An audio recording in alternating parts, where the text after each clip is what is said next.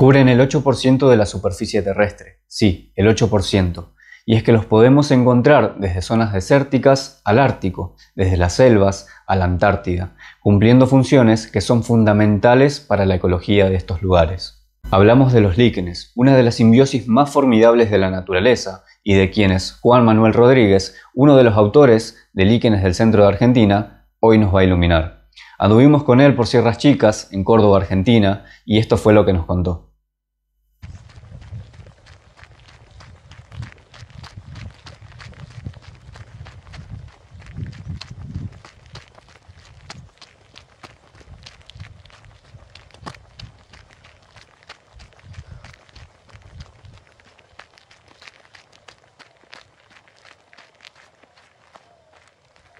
Bueno, estamos con Juan en Ascochinga, un pueblito relativamente cercano a Córdoba capital, y la idea es hablar un poco acerca de él y también de su trabajo. Para eso te voy a comenzar preguntando quién es Juan Manuel Rodríguez, en dónde trabaja y en qué trabaja. Bueno, hola Martín, Juan Manuel Rodríguez soy yo, soy biólogo, soy profesor de biología también y hice mi doctorado en ciencias biológicas. Actualmente trabajo como docente en la Universidad Nacional de Córdoba y soy investigador del CONICET. Bueno, mi área de trabajo desde hace tiempo son los líquenes. Y para quienes no están tanto en el área de la biología, ¿qué es un líquen? Bueno, los líquenes fundamentalmente son hongos, pero son una excepción dentro del grupo de los hongos porque viven en simbiosis con algas verdes o cianobacterias. Y algún grupito muy chiquito de líquenes también con los dos componentes que fotosintetizan. Es decir, son hongos que fotosintetizan, cosa que en el grupo de los hongos son claramente una excepción. Acá la respuesta de Juan es clara y concisa, pero acordamos con él en ampliarla un poco, más que nada para definir algunos términos que el interesado puede llegar a encontrar. Por ejemplo, ese hongo que él nombra, en el líquen recibe el nombre de micobionte, mientras que el alga o la cianobacteria reciben el término de fotobionte. Como ahora sabemos, ambos interactúan para formar una nueva estructura denominada talo, y que es totalmente diferente a las partes por separadas. Este nuevo organismo ahora recibe el nombre del hongo, es decir, el nombre del líquen es en realidad el nombre del hongo, que en la mayoría de los casos, por no decir en casi todos los casos, pertenece a una ascomicota y en pequeña proporción puede pertenecer a un basidiomicota. Como curiosidad, me parece interesante mencionar que los líquenes tienen un crecimiento muy lento, llegando a crecer solo entre 1 milímetro y 2 milímetros cada 100 años. Ahora sí, sigamos con la entrevista. Bien, y referido a esa respuesta que me das, hay algo que me venías comentando el otro día, y es que ciertos autores hasta han llegado a pensar que esa interacción mutualista, es decir, que ambos organismos se ven beneficiados, en realidad es una interacción donde el hongo parasita al alga. ¿En qué se basan para decir esto? Bueno, está en debate, por supuesto. Son obviamente significados a veces de origen antrópico que le queremos poner a una realidad de la vida que no necesariamente es así. De todas maneras, el término simbiosis es un término bastante amplio, que incluye no solamente a las simbiosis mutualistas, donde los dos organismos o los organismos que están involucrados en esa relación son beneficiados, sino que también incluyen otro tipo de relaciones donde tal vez algunos de los organismos que están involucrados no está del todo beneficiado, e incluso es afectado. Siempre se puso a los líquenes como ese ejemplo de la simbiosis mutualista, porque se pensaba que el hongo obtiene alimento de parte de las algas y que a la vez las algas obtienen protección de parte del hongo. De todas maneras, hay evidencias que indican de que no sería tan así. Por un lado, las algas pierden su capacidad de reproducción sexual, el crecimiento es controlado por el hongo, es decir, si el hongo no crece, si el líquen no crece, las algas tampoco controlan el crecimiento de las algas. El hongo es un simbionte obligado, es decir, no crece fuera de la simbiosis. Las algas o algunos grupos de algas simbióticas sí las podemos encontrar en vida libre. Por otro lado, además de controlar el crecimiento, además de controlar la reproducción de las algas, modifican el metabolismo, porque sobre todo en algas verdes, los productos de la fotosíntesis se difunden hacia el hongo y el hongo las transforma en otras sustancias que ya no pueden volver a ser utilizadas por las algas.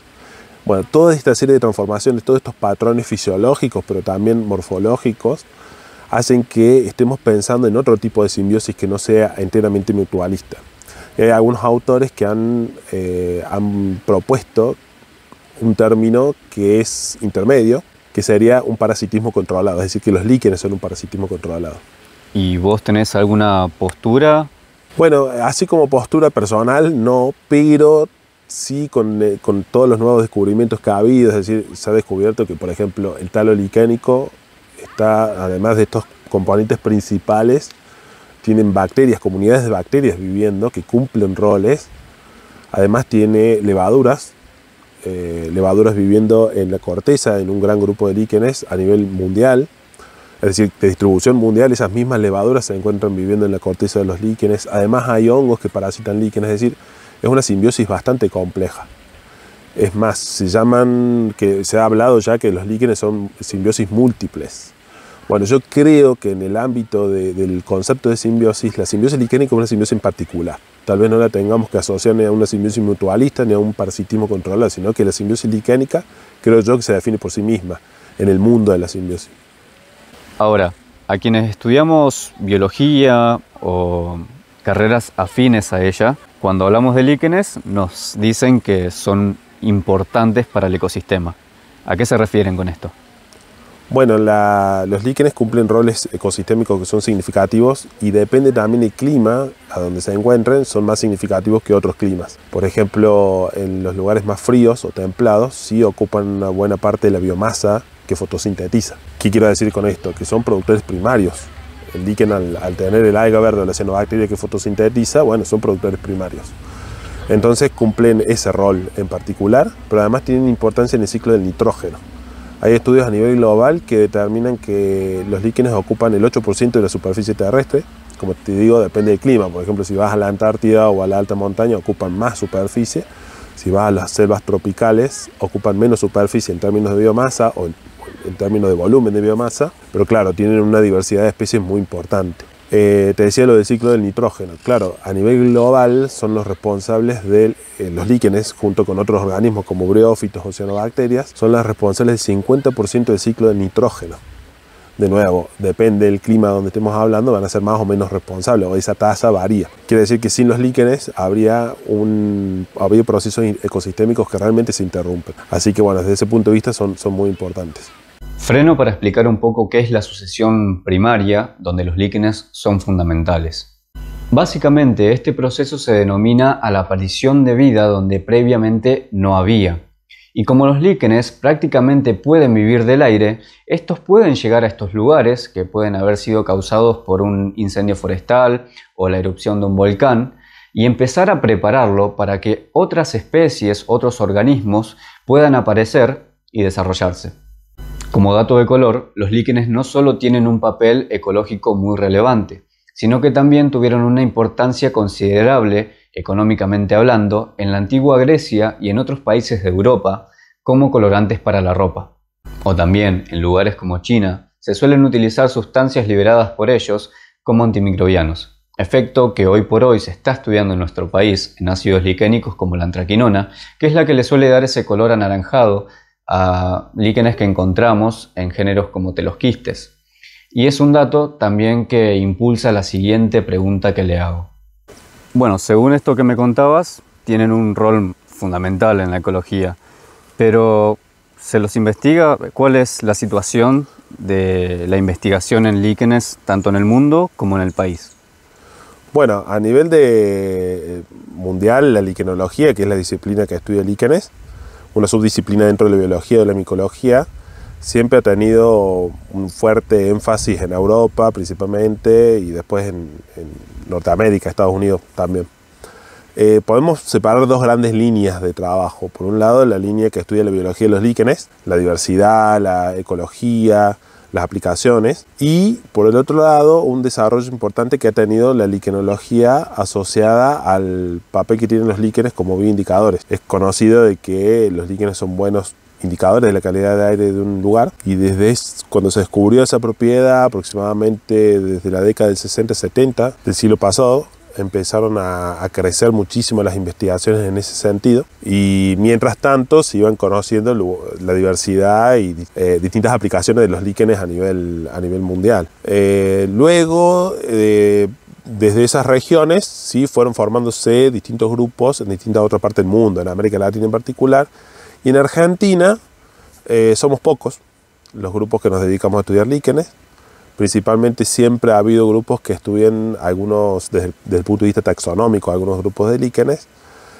Tal vez el grupo de Córdoba somos quienes más nos dedicamos a la cuestión ecológica. De hecho, yo empecé estudiando líquenes desde que hacemos estudios de bioindicación de calidad de aire en la ciudad de Córdoba. Claro, y siguiendo esa línea, a grandes rasgos, ¿podés contar un poco sobre tus investigaciones y en qué estás trabajando actualmente?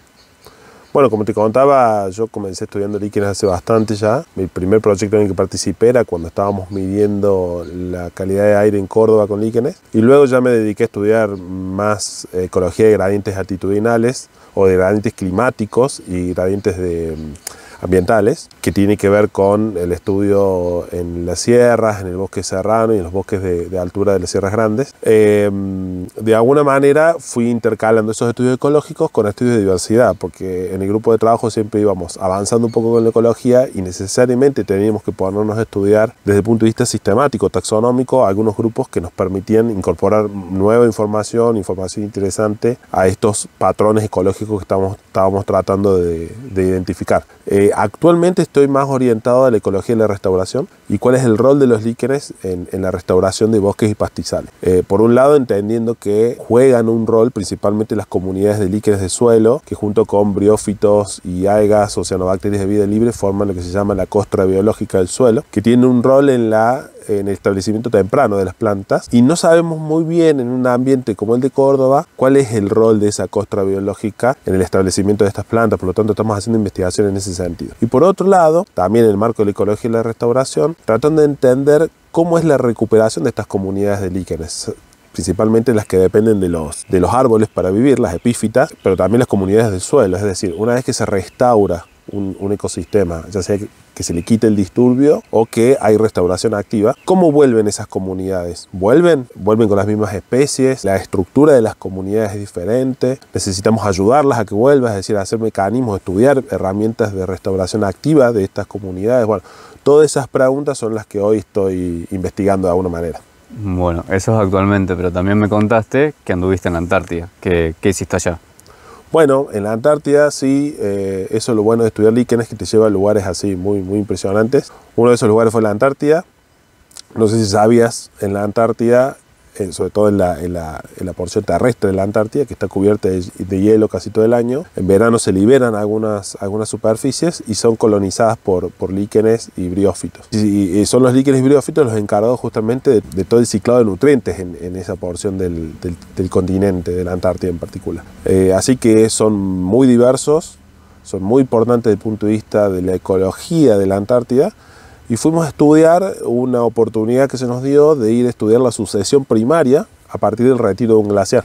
La superficie de los glaciares en todo el mundo, particularmente en Antártida, está en retroceso. Como se pudo datar cuál es el retroceso de uno de los glaciares que está en cercanías de una de las bases que tiene Argentina en Antártida, en particular la base Carlini, fuimos a estudiar cómo es el proceso de sucesión a medida que el glaciar se ha ido retirando y cómo han ido colonizando las distintas especies de líquenes esa superficie que va quedando libre. Entonces pudimos hacer un estudio donde se reemplaza el espacio por el tiempo y poder determinar cuáles son las primeras especies que llegan, las primeras pioneras, qué características tienen esas especies y por supuesto qué características tienen las comunidades más establecidas, las que hace ya tiempo que tienen colonizando el suelo y las rocas en ese territorio. Así que nos permitió describir un proceso de sucesión a partir de la descripción de las comunidades de líquenes y briófitos, en particular en ese lugar de Antártida.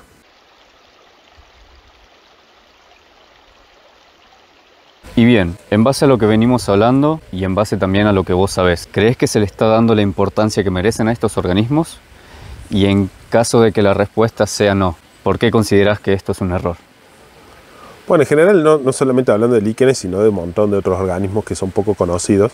Al no conocerlos, no saber que existen, no los podemos incorporar a las herramientas de conservación de los ecosistemas. Cuando estudiamos un ecosistema siempre estamos estudiando alguna parte o algún proceso, pero no todos. Y al no conocer o al no entender cómo funciona el ecosistema con todos sus integrantes, muchas veces nos perdemos de incorporar ese conocimiento a las herramientas de conservación que disponemos. En particular en el caso de los líquenes, es siempre el interés nuestro poder darlos a conocer, cosa que al verlos, al observarlos, al saber que no son parte de la roca, que no son parte o que no son lo mismo que los claveles del aire, por ejemplo, cosa que tal vez la gente lo reconozca más fácilmente, podemos de alguna manera revalorizarlos al permitir que la gente los pueda reconocer, no solamente la gente, sino también que otros colegas puedan incorporarlo a sus trabajos, a sus estudios, y por supuesto que se sigan conociendo cada vez más la diversidad de la que disponemos y el rol ecosistémico que cumplen. Ya, les prometo que es el último freno que hago, pero es un dato muy interesante, y es que los líquenes son el principal alimento de herbívoros de la tundra como el caribú y el reno. Tras el desastre de Chernobyl ocurrido en 1986, más de 70.000 renos tuvieron que ser sacrificados debido a los altos niveles de radiactividad. ¿Y esto por qué? Porque justamente los líquenes de los cuales se alimentaban habían absorbido grandes cantidades de cesio-137 radioactivo que se diseminaba por el aire y que luego a través de ellos pasaba a la leche o a la carne de estos animales. Para los habitantes de Sami también fue ultra desastroso, debido a que basaban su economía y desarrollo en la crianza de renos, que también se alimentaban de líquenes y que vieron afectada tanto la carne como la leche de estos animales. Estos líquenes van a pasar décadas hasta que puedan dejar de representar un peligro para la salud, pero se teme que el pueblo de Sami, junto con su cultura única, hasta ese entonces pueda llegar a desaparecer. Y ya para finalizar, tenés un espacio para palabras finales que quieras decir, digamos. Bueno, nada, agradecerte por la oportunidad, justamente como decía antes, de poder divulgar qué son los líquenes, de que el público que escucha, que ve estos videos, estos documentales, pueda apreciarlos, pueda reconocerlos, pueda identificarlos. Y bueno, muchas gracias nuevamente. Nada que agradecer, el agradecimiento es para vos. Bueno gente, esto fue todo, esperamos que les haya gustado. Como siempre decimos, nos ayudan muchísimo compartiendo, y quien dice que no terminan ayudando a alguien a que conozca a los líquenes que tanto tienen para dar. Nos vemos en la próxima y ya seguiremos hablando de ciencia.